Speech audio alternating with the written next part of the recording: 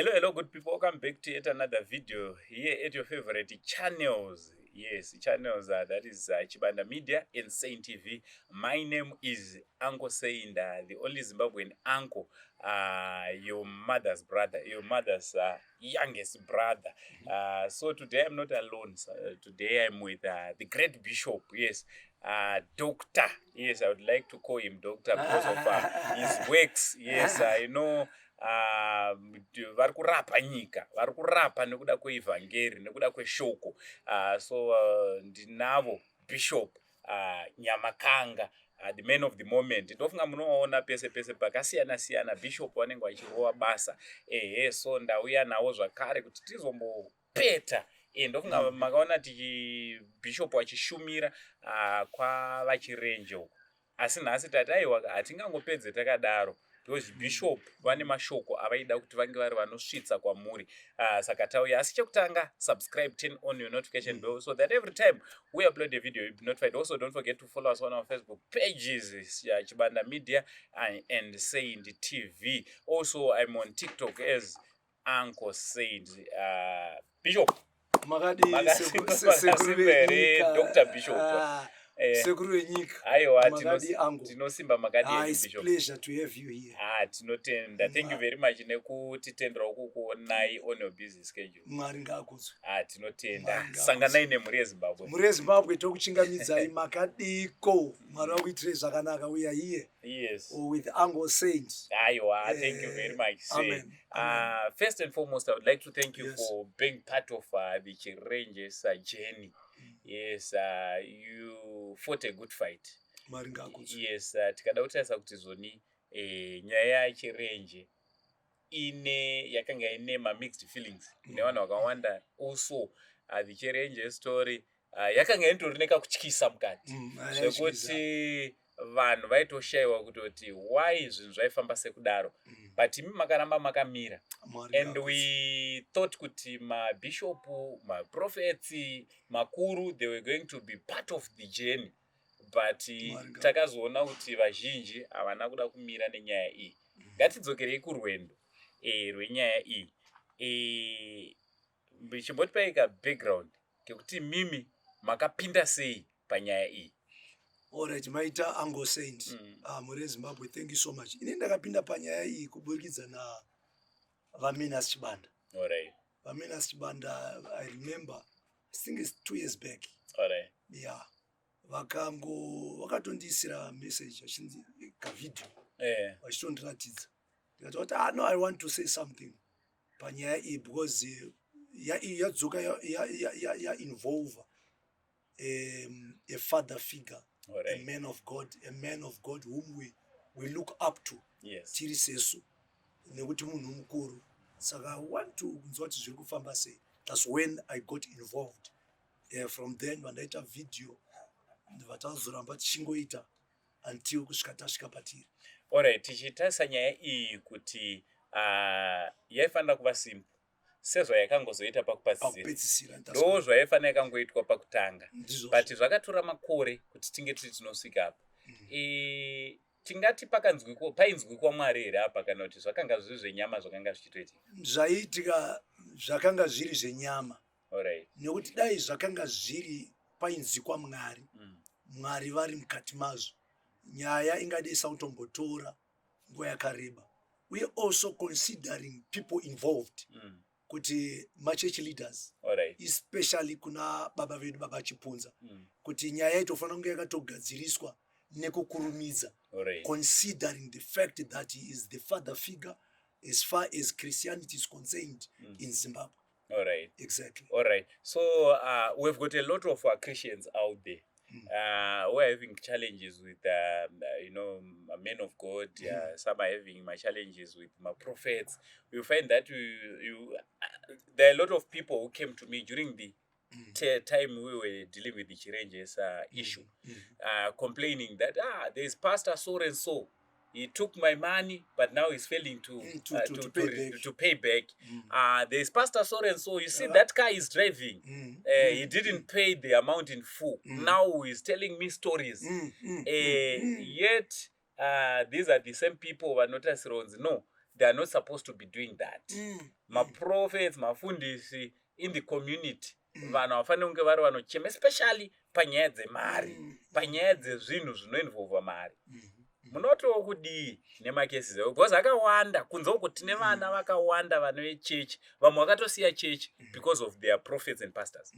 Angosendi nyaya mataureka mukuchange muri kuprofita zvinhu zviri mupfungwa mangu kuti after taona nyaya yaBaba Chipunza, Bishop Chipunza, and also Baba Chirenje, I've come to realize kuti no, mafundisi tine dambudziko rekuti we defend each other against mwana wesangano.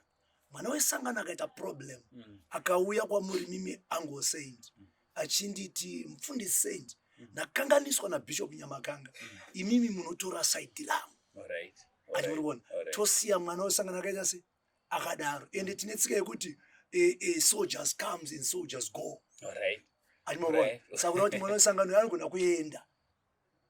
Ana basi nyanga kabuda church, ana basi but vana vesangano panobuda machechi vanenge vakwadzwa. Mwiri mwoyo yavo yavhiringwa, yabvarurwa, because my pastors, my bishop, my prophets, they are doing a lot of things and they are not accountable. So pamataura apa nanchifunga zvinhu zviri mandiri kuti after this tine Zimbabwe Council of Churches inoprotectana ikoko vanoita zvemainline churches, tine Zimbabwe Network of Churches vanoitawo zvavo, tine Evangelical Fellowship of Zimbabwe vanoita zvavo.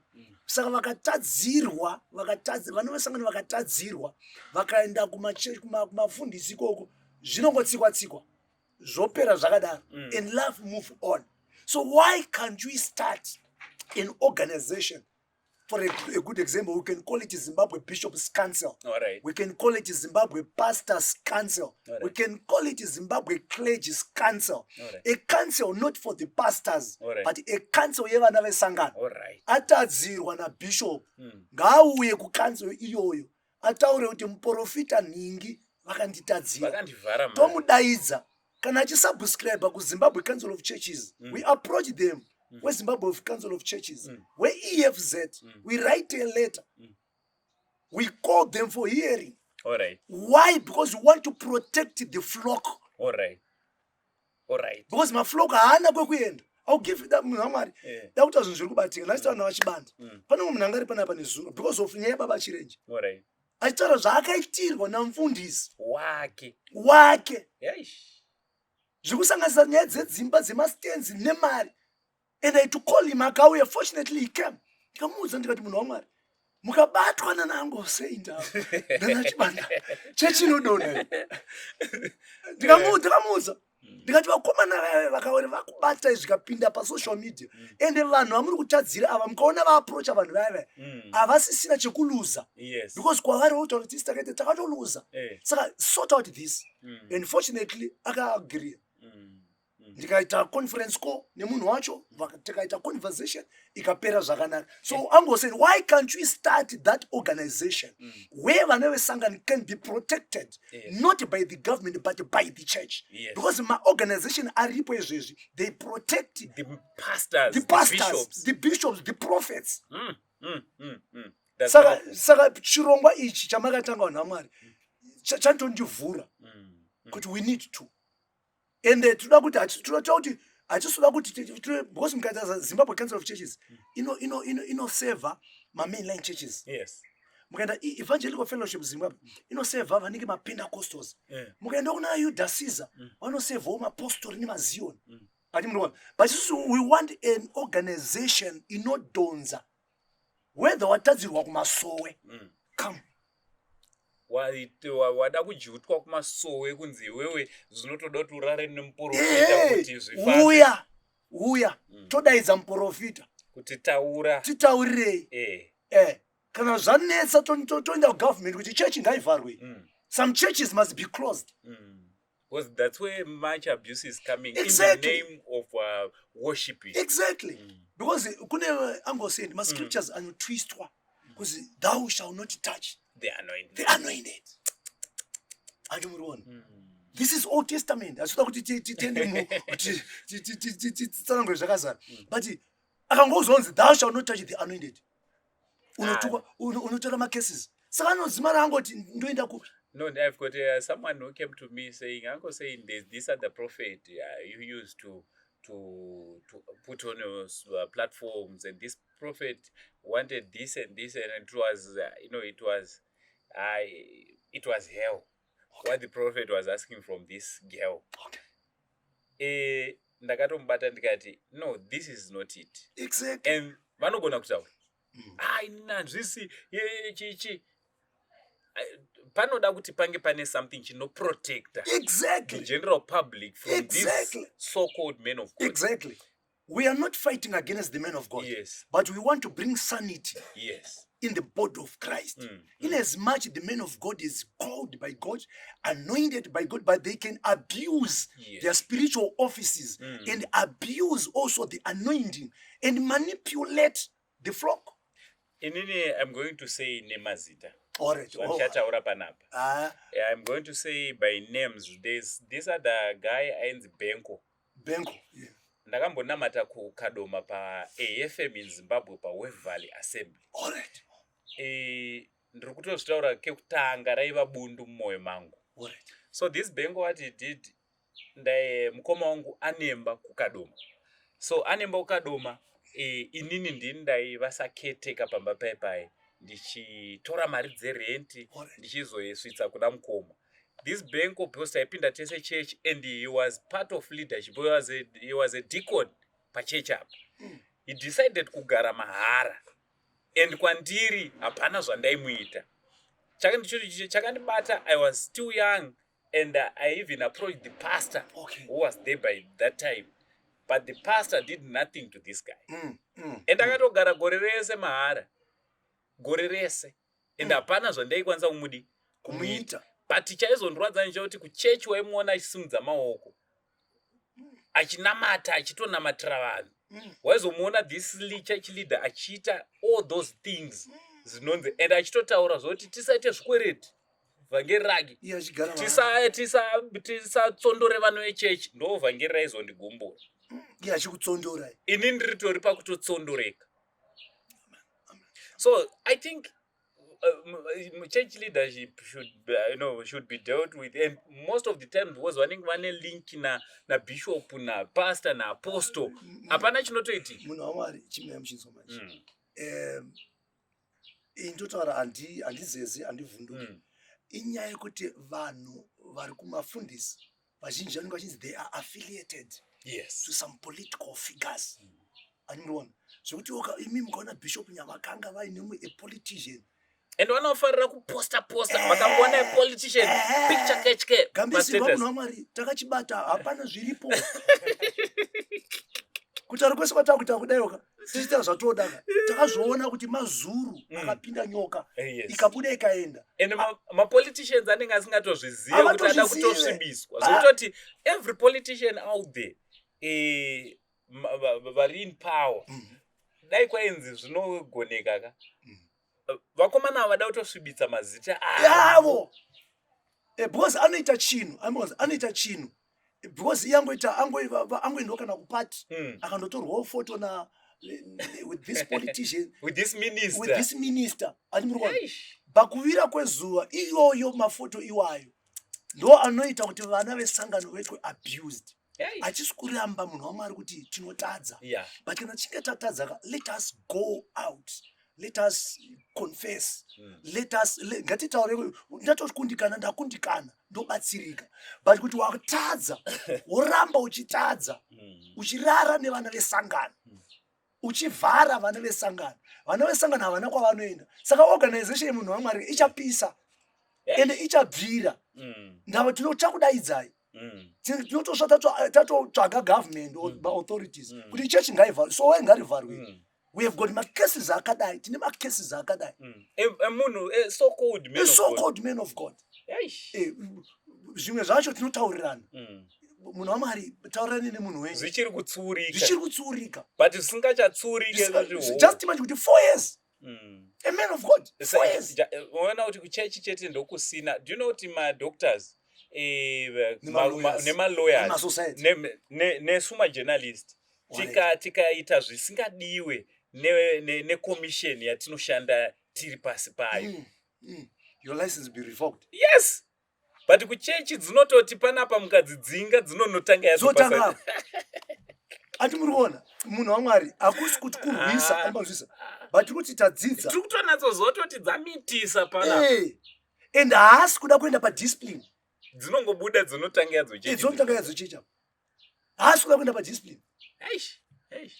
Ati muriona so maorganization aripo tinotenda Mwari ari kuita basa rawo rekusimudzira mafundisi koko mwana wesangano tiri kuzoona pana chirenje 4 years and hakuna kana vakazoona angosendi tanga tiripo isu ndeupi mfundisi mimi besides mapostora akauya naBishop Marimo ndeupi mfundisi wePentecostal wamakaona ini ndotori neumwe I'm going to drop names and I was disappointed by this other, what's his name, this bishop wainzi anomira na yes, he was not even there. He did not even come to support. Even pakavhurwa GoFund, he just joined the GoFund, and I thought since the man of God is now inside, something is going to happen. Until we close, he never even organization vakataura kuti Bishop Manchona said vakaudzwa naMwari varume musatamba nezita saka muri kunamata Jesu upi Mwari watiri baba dakuudzai vhangeri rine madimension maviri kune the word dimension the Jesus said dimension yes.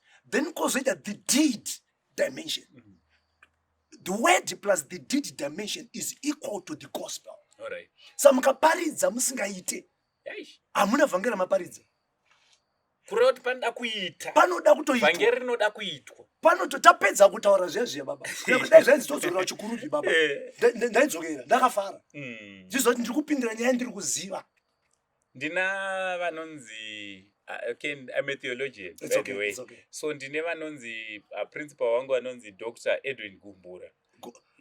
Gumbura. Dr. Edwin Gumbura. Dr. Edwin. Yes. Do you know that he is my away Grace Ministry? Yes. Do you know that he is my former classmate? Serious? So that one then kana chitaura kuti takadzidza pamakumba Gamariel ndiye wandakadzidza paari. That man this tall man. Yeah. He's straight like this. So Dr.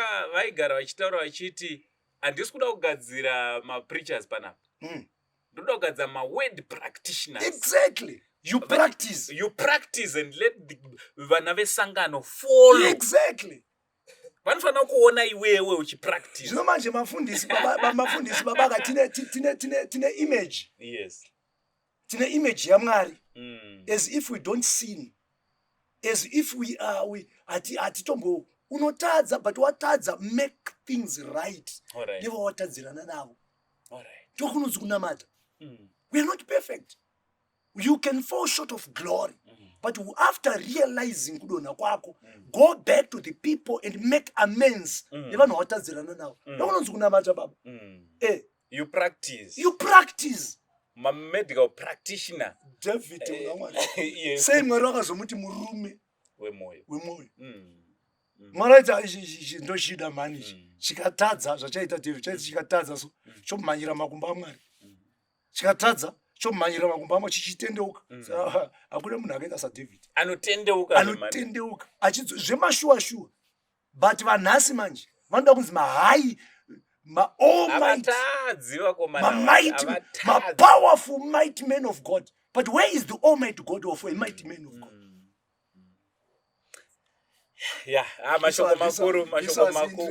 Mashoko makukutu makasununguka kunge muri munonyora comment section about that. Motinyorerawo kana mune dzamukapindwa nadzo kumachechi uku. Kune dzimwe dzakaitika dzakatsindirwa men of God. Pane dzimwe dzakaitika dzakawanda dzikanzi iyi mwana wesangano. Vamwe vakatopedzisira wabuda chechi yaifanira kutobudwa namunhu waMwari. Ndiye yaifanira kutobuda muchechi. But vana vesangano vakatobuda vakawanda. Tiri papo zvakare. Vana veZimbabwe vakabata basa vakabatirana pana chirenje. Mari haina kubhadharwa naAngoseti, haina kubhadharwa naChibanda Lydia, tina kubhadhara mari. Mari yakabva kwakasiyana siyana. Vari vana venyika yeZimbabwe vakabatirana kuti chirenje ihama yedu toda kumira naye. Mungadawo kuti kudii munhu washi? Munhu waMwari, ndinonzwa kupererwa. Mozapai updatewa. Within a week, ndinonzwa kuti kuma 7,000. Animuona? Hakuna rudo rwakakomba rwakaita seirworwo. Rwokuratidza kuti no, hatina vanhu hamusafunga kuti vanga vasina chekuita nemari dzavo. Vaigona kunge vakatoita zvimwe zvezvinhu nemari dzavo, but vakati no, chirenje haafaniri kuramba achirara panze. We can do something. Kusvika baba chirenje nemhuri yavo nhasi vane a roof over their head because of a Zimbabwean blood, a woman or a man who contributed, not because vakanga vainadzo. Moyo pava hapana bviswa mari baba, pakabviswa moyo. Ndosaka David munhu waMwari paridza pano. Ndosaka David hanzi akange akamira pabako paAdulamu, ndobva anzwa nyota. Achibva azviti mwoyo wangu unosvida kwairira mvura dziri pamasuo patsime riri paBethlehem. But suo iroro rakanga riri magarizons evaPhilistines. Kurati patsime riri kuda kunwa mvura naDavid ndopakange paine muvengi. But kune varume vatatu vakati mambo haafaniri kufa nenyota. Ndobva vabuda, ndobva vandochera mvura. David paanoigirwa mvura anoitarisa so, ndopanonzi pakatangwa kusacrificewa mvura. David akati kunyange ndine nyota mvura haimwike. Kumwa mvura indamwa ropa ravanhu. Akasacrifice mvura kuna Mwari. Ndava pamvura akanga kuona. Saka hapana mari yakabviswa munhu waMwari. Mwoyo yavanhu yakazvipa. Petayo baba chirenje afuna kugara panze. Just imagine munhu waMwari nezvama ndibatsirei. Do you know imi varume vaviri mimi kuti you have changed the life. You have moved me. I was talking to Chibanda. Panzi dzasaka nditaure panapa ndamudza Chibanda. Ngati kune vamwe vanhu basa ramakaita harizi renyu. Harizi renyu. Kune vamwe vanhu vanoti isusu toda kuti tiite. Vangade vakaita basa iri but vakakundikana. But God raised you and all these Zimbabweans to stand and provide shelter once again for baba chirenje. Saka ndekupi kunwe kunamata Mwari kunodarika kwekuzadza machechi. Imoda Mwari wekuzadza machechi. Muyai mose tinamata Mwari muchizadza machechi muchitamba kuko. Ichechi yakatokwana yakazadzwa. Ndizvo ndikuedza kutaura kwamuna. Ichechi kai. This is the church. This is the 25,000. 25,000 plus. Why? Because mashure kamakore esava ndo the same people vaichengeta chirenje. Exactly. Haisi 25,000 munhu waMwari. Musakanganwe masola akaiswa. Musakanganwe vakaklina. Hasi mahari akaya. Mwoyo yavo yakatakura zvinhu zvavaitoti pamwe achiklina kuti Mwarika dai mandiitirawo ndiri kuzviita kuti Mwari zita renyu rikudzwe. Amen. Ndozvavaita. Musafunga kuti vanga vasina kwekuenda nevanhu vese vakaungana naye baba. Vanhu just imagine muno muZimbabwe and you give up to yourself. Azviitwe nemunhu baba 25,000 plus within less than 30 days. Within less than 30 days. Azviitwe nemunhu zvinoitwa naMwari. Vanhu ava nava venyu munhu waMwari. Mwari wekudenga tingatadze kuti todeclare seko totaura kuti kudiko but Mwari wekudenga ngavaropafadze. Amen. Izvozvo zvega Mwari wekudenga ngaite se ende ngazvirege kugumira ipapo. Ende ngavasaneta. Shoko raMwari tanzi musaneta kuita nekuti munguva yakafanira you shall reap. Saka ngazvirege kugumira pana chirenje. Somebody is coming. Wamusiri kuziva imimi. Watiri kutomboziva achauya futi ngaabatsirwe. Abatsirwa zita raMwari ngarikudzwe. Ndichipedzisira munhu waMwari. Sometimes tinopa kwete kuti tiropafadzwe. Tinopa nekuti tinoda. Amen. You can say that again. I always tell these people, okay, kuti Angoseti whatever he is doing, hatisi kuzviita. For years I've been doing this zve-charity. Hatisi kuzviita nekuda kwekuti ndinazvo. In fact, ndinotoitira vamwe vanotova nazvo kupfuura inini. Handina imba ini. Chinokupusha. Muri kuona? Chirenje taitoita imba yachirenje, but inini ndinotoronja rooms dzangu. Musina. Handitorina imba. Ndapedza ikoko kwachirenje, ndiri kuno landlord anenge achitoona achiti tiri kuona basa ramuri kuita, asi chibhadharaiwo rent. Ivo vanhu nomwari. Ati munzwa. Pano mumwe achamutswa naMwari wamusingazivi. Achatokuropafadzai neimwe nzira yamusiri kuziva. Nekuti Mwari mukuita kwavo vakatendeka nguva dzose. Ndosaka ndati rudo rwamuri kushandisa. Ndava dai maishandisa ma-resources. Kuti dai maiti rekedza ndipe kuti ndiropafadzwe. Ndosaka muchizwa very very simple verse. For God so loved the world that he gave his only son. Mwari havana kupa mwana wavo kunyika. Nekuti Mwari vanga vaita nzara yekuti ndoda kunamatwa. Ndosaka muchizwa chinzi munhu hawana akatendeuka havazi Mwari vanofara. Ma-angels ndo vanofara kuti kwatendeuka. Mwari havafari because kutendeuka kwemunhu kuna Mwari is not a gain. Kuyeduka kuna Mwari is not a loss. Ati muri kuona. Saka Mwari vakapa nekuti vaida. Love. Rudo rwakavapusha. You are just demonstrating his love. Exactly. Do these people know how much I love them? So zvamuri kuita imimi nezvakaitwa nemhuri yeZimbabwe vari kudemonstrata rudo ruri mavari. Saka Mwari vanozokuropafadza nekuti vaona rudo rwapfachuka waitira munhu wausingafanire kuitira. Ndogara ndichiudza vanhu chinhu ichi mandinofamba kuti angosei tinoshuwa kuti muitirwe zvakati kune wevhu rekutengerwa mota mazuva ano. Tinoshuwa kuti mutengerwe mota. Come on guys, handingarambe kana ikange yauya. But inini mandiri I think maonero angu zvakatoringana nekuti ndiri mutano kutaura kuno. Amen. Iripo time yandakamborwara yezvekutadza kuita chii ndakatarisana nerufu, but Mwari wakatendera kuti chirega kutonge uchirwara. Iva neutano. So for me, it's enough. It's more than enough. It's a blessing. Seeing my kids going to school every day, Amen. Excelling in pazvidzidzo zvavo, for me it's more than enough. Amen. Kana tichinge baba kutozofamba nemota ibonus. Amen. Kutonzi ndine shelter for me, it's a bonus. I love that. So chinonzi kuropafadzwa naMwari ndogara ndichiudza vanhu vanoitira vamwe vanhu zvakanaka. Hakusi kuti kuva nemari. Mari handina. But you're healthy. Your kids are going to school.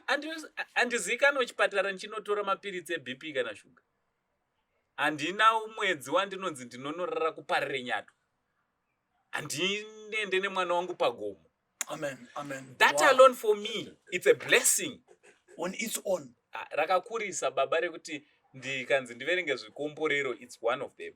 Izvezvi kutaura kuno pane munhu atoita tsaona akatofa. Watisiri kuziva. Tatodriver baba tikatenderera tikakwidza nekudzika. Totodzoka tagara panapa inemi. Inyasha. A blessing on its own. Saka chinonzi ropafadzo for me, it's more than motikari. Because unogona kuti wanayo GD6 asi uchirwara.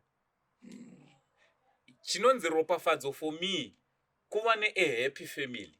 Kuva nemudzimai nemurume wamuri kunzwanana. Kana matozwane mari added. Zvangowedzerwa. An added advantage. An added blessing. Added blessing. That's not the real blessing. Vamwe nataita dambudziko tidzisei munhu waMwari. Vanhu vari kuita dambudziko rekuti tikaona vanhu vane mba yakanaka semba yenyu. Tikaona vanhu vane motikari dzakanaka, vanhu vane madzimai tikatoti uku ndokunonzi kukomborera. Hakusi kukomborero. Amuzive kuti imba izovapo. Chichakaitika. Zvimwe zvati zvinochiwa nevanhu, vamwe vari kupinda muurombwa. Mumwe wautoti nemukadzi pamwe antori mudzimai womumwe murume wa, there are a lot of things. Atimona, but ropafadzo raMwari, shoko raMwari rinoti chikudii? Ropafadzo raMwari ndiro rinopfumisa. Alright. Kuroti chiri mumunhu iropafadzo. Exactly. Kuzopfuma, you have a manifestation of the blessing of the Lord. Amen. Saka kuna vamwe vanogona kunge vaine dzimota nedzimba baba but vasakuropafadzwa.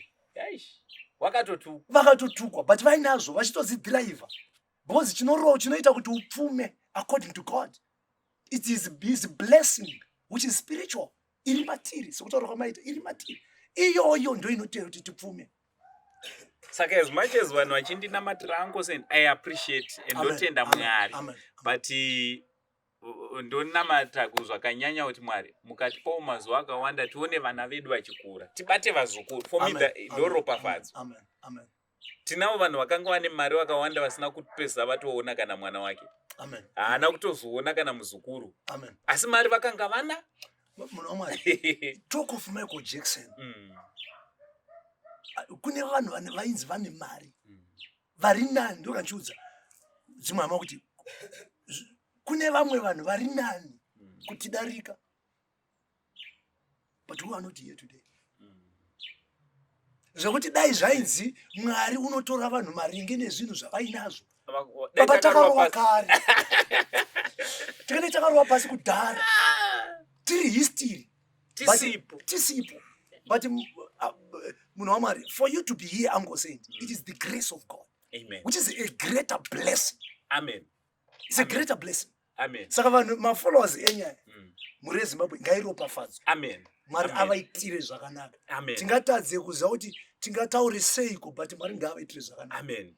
Meona zvaita mai Chirenji pavaingotaura vaichema. Amen. But zvino vaakufara because of somebody who contributed something. Ivo vanhu venyava Uncle Saint kudzimba dzavo vane zvinhu zvavo zvavanoti vari vega dai Mwari andiitirawo. Amen. Mwari ngaavaitire. Amen. Mwari avaropafadze. Amen. Amen. Mashoko makuru bishopuka maoko awa tofana kuzokorodza chacha yechechi chacha rona kuti tinogona kutofamba comment section ikazvamukwanisa kuita kana muchiti tirove chechechi chakadaiwa nyora comment section tinodzoka kana imi muchinge mati yes isusu hatigone kuramba. Thank you very much Bishop ndinotenda nekumira naChirenje nekumira nemhuri yeZimbabwe nekuita basa raMwari pasina kutya kana kudedera. Kudzwa imberi munhu waMwari. Ndafara pamati makadzidza naDr. Dr. Gumbura. Vanga vari vakuru zvo pazera nai but kukwekwe. All right. So ndauti chitungwiza. All right. Aquatic complex. All right. Yes. Muchirowa basa. Muchirowa his first, I think it was his second BA. All right. Yeah, that was my first also BA in theology. That was 2004. Pane makore akati 21 years ago I'm sure. Yeah. Aiwa tinotenda Mwari. Thank you very much muri yeZimbabwe. Mwari wekudenga kuitire zvakanaka. Tichida kuti big shout out kuna Chief Chibanda pakatibatira mushini. Aiwa tinofamba tese mukangona zvadai we will be together. Tichasangana zvakare tina Bishop pama programs anoteera. Imimi chiitai muchinofollowa zvakare is Facebook page rakanzi Kelvin Bishop Kelvin Nyamakanga. Also ndachida kuti Bishop Kelvin yes Kelvin Biriot tichite big shout out to him as well.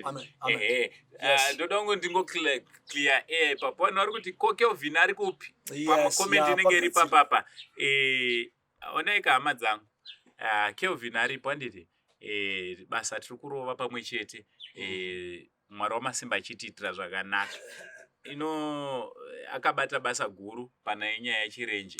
Mwari wekudenga amuropafadze, Mwari wekudenga amupfudze mberi.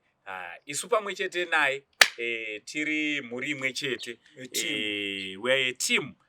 Hatigone kuita basa uyo ari ega uyo ari ega, pamwe pachona tinobatana. Ndosaka makaona kuti naChibanda tikabva tati ngatibatane tinge tinopusha mudaro wedu. We are not a competition, we complement each other. It's not a competition when it comes to nyaya dze-charity. It's a mission. Yeah, it's a calling. Amen. So we are on a mission. We are not the competition. May the good Lord bless you all. Uncle Saint roster rangu chanza chamai venyu chigotwe mama na mama. For now, it's much love and God bless you all.